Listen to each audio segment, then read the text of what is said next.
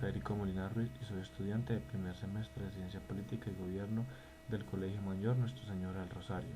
A continuación se exhibirá una comparación y contraste de dos países europeos, la República de Irlanda y la Nación Constituyente de Gales.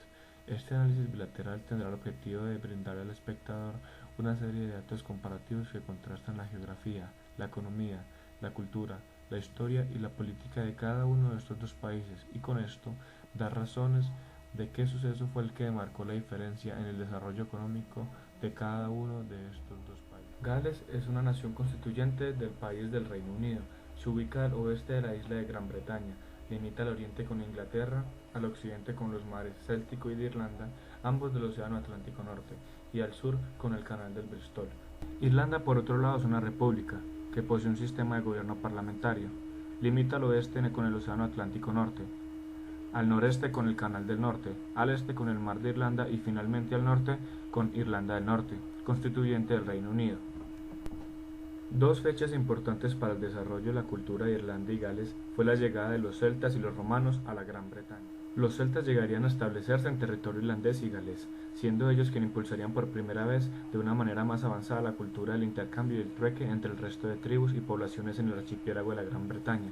Los celtas serían además de suma importancia para el desarrollo de las lenguas nativas de la región, pues el galés y el irlandés son derivadas de las lenguas celtas, traídas por esa cultura durante la era de hierro y bronce, y siendo conservadas junto con el inglés como lenguas oficiales hasta estos días. Además, los celtas liderados por San Patricio se encargarían de cristianizar Irlanda y Gales. Este santo es imagen patrono de la cultura irlandesa en su país y el mundo. Esta influencia celta se destaca más a un nivel de desarrollo cultural que económico o industrial, pues es de esta que se derivan las fuentes de desarrollo lingüístico y religioso de estos dos países. Posteriormente, la colonización del Imperio Romano traería con su llegada el desarrollo del impulso en vías a lo largo de todo el archipiélago. Esto, junto con otras mejoras a nivel de construcción y desarrollo urbano, traerían a la Gran Bretaña facilidad en la movilidad y el comercio de productos entre familias y estados. Luego, en la Edad Media, las tribus germánicas se establecieron en un territorio galés e irlandés, instaurando políticas extractivas basadas en un feudalismo desmedido e inequitativo. Es aquí, en este punto, donde se produce el primer cambio político principal entre estos dos países, pues a lo largo de su historia estuvieron ligados al dominio y la soberanía del Reino Unido. No obstante, Irlanda tomaría la iniciativa de ser el primer estado independiente del archipiélago de la Gran Bretaña, pues en el año 1916, en un 24 de abril, se declararían independientes, y posteriormente, en el 6 de diciembre de 1922, sería reconocido como tal. Este evento fue el resultado de la oposición de los parlamentarios originarios de Irlanda a participar en la representación de su cargo ante el primer parlamento británico. Este grupo de funcionarios se asociaron y crearon la manera inconstitucional para este entonces el Dáil Éireann, que es el nombre primer parlamento irlandés, liderado por el primer Dáil o primer ministro. La toma de esta decisión determinó posteriormente lo que se conoce como la Guerra Anglo-Irlandesa, lucha armada que sería desarrollada por el IRA, que es ejército de la República Irlandesa, y el ejército británico. Después de una serie de enfrentamientos entre el año 1919 y 1921 se firmaría finalmente una tregua en 1921. Lo que es importante resaltar de este suceso es el resultado que trajo Irlanda y lo que generó igualmente en el resto del territorio del Reino Unido. Por una parte, el Reino Unido perdió una extensión de territorio amplio, del cual solo puede mantener hasta la actualidad la región norte, correspondiente al estado de Irlanda del Norte. Sin embargo, su economía no se vio afectada negativamente como se pensaba que iba a ocurrir.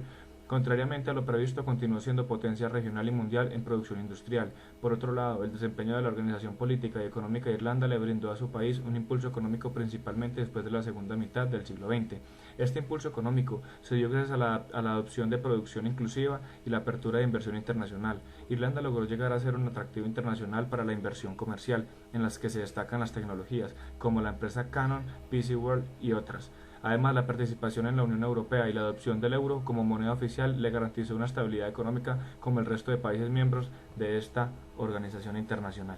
Gales, en cambio, no sufrió esa transformación de convertirse en república independiente, aunque logró avances políticos que le permitieron cierta autonomía en la producción comercial y la adopción de políticas y estrategias económicas.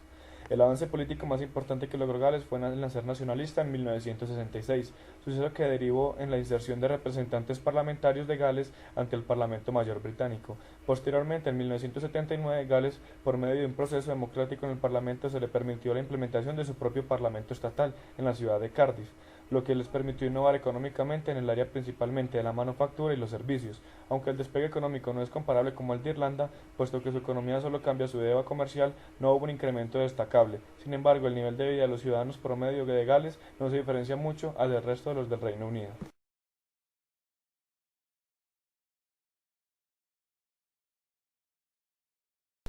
Tanto Gales como Irlanda comparten como lengua oficial el inglés, proveniente de la raíz germánica de la familia indoeuropea. Aunque esta no es una lengua autóctona de estos dos países, estos se vieron forzados a adoptarla poco a poco, por la necesidad de comerciar con Inglaterra y sus barones durante la Edad Media. Por otro lado, el prestigio que desarrolló esta lengua a finales del siglo XX impulsó aún más su instauración en territorio galo-irlandés. El galés, en cambio, es una lengua derivada de la raíz céltica de la familia indoeuropea. Aunque también es lengua oficial en Gales, no cumple ningún fin comercial, es más bien un símbolo de cultura y las raíces de este país. Incluso el Estado desarrolla estrategias para impulsar el habla y la escritura de esta lengua en territorio nacional. El irlandés es una lengua oficial junto con el inglés en Irlanda. Aunque esta lengua no tenga tanto prestigio ni posea tantos hablantes, el gobierno irlandés estableció que esta lengua, por obligación, debía ser enseñada en la educación básica. En cuanto a clima, ambos países comparten el clima oceánico, que es caracterizado por abundantes precipitaciones debido a la cercanía al océano, en este caso el Océano Atlántico Norte. Otro punto importante es que las corrientes cálidas provenientes del Océano Atlántico chocan con las frías del Mar del Norte, causando tormentas, las cuales complican la navegación en especial en los primeros meses del año. Además, es importante resaltar que las áreas interiores de estos países enfrentan veranos más cálidos e inviernos más fríos por la ausencia de corrientes directas oceánicas. En Irlanda se puede apreciar cómo domina el cristianismo, en este caso el catolicismo con un 87.4%.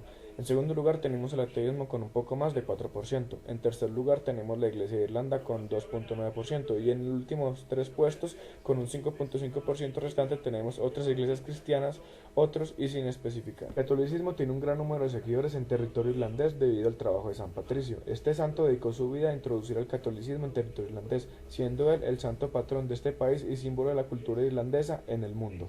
Gales presenta un 71.9% de cristianismo, pero en iglesias reformadas. Esto es principalmente por la influencia anglicana protestante que tuvo este país por parte del Reino Unido, gracias a Enrique VIII, quien reformó el catolicismo e impulsó el protestantismo en el Reino Unido. Gales tiene una población de 3.064.500 habitantes aproximadamente, de los cuales 1.483.780 son hombres y 1.580.000 son mujeres. El 75.4% es originario de Gales, el 20.3% de Inglaterra, el 0.84% de Escocia, el 0.71% de Irlanda, y en minorías encontramos un 0.40% de China y un 0.28% de la India. Irlanda posee 4.581.296 habitantes y una de las tasas de natalidad más altas de Europa con un 17%. En Irlanda, el 88.8% de habitantes son irlandeses, 7.2% del resto de Europa, asiáticos con un 1.1% en su mayoría chinos, 0.8% africanos, 0.5% americanos, principalmente de Estados Unidos, australianos y neozelandeses con un 0.1%. Irlanda es miembro activo de la Unión Europea, la ONU, la OCDE, del OSCE, la COE y la Common Travel Area. Entre estas destacan la Unión Europea, que es una de las responsables de la estabilidad económica de este país. Por otro lado, la ONU es importante porque es la base diplomática del gobierno irlandés ante el mundo. Gales, en cambio, autónomamente no tiene participación en órganos internacionales, pues al ser una nación constituyente debe aceptar la participación del Reino Unido en las organizaciones, mas no de Gales como tal. Sin embargo, esto no quiere decir que no sea beneficiaria de esta participación, pues los ingresos de la manufactura, que es la mayor empresa que ellos tienen, son respaldados por la Unión Europea.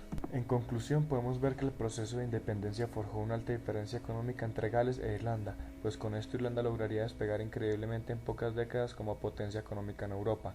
Con ayuda de políticas de economía inclusiva logró abrir mercados y atraer a macroempresas a su territorio, llegando a ser uno de los principales centros de servicios en el Reino Unido y el primero en telecomunicaciones en Europa. Gales, en cambio, es un ejemplo de estrategia política adversa, pues si bien ellos no impulsaron económicamente, la asociación política con el Reino Unido les permite disfrutar de la estabilidad económica de estados como Inglaterra o Escocia, dejando así sus ciudadanos a nivel de vida igual al resto de la Gran Bretaña.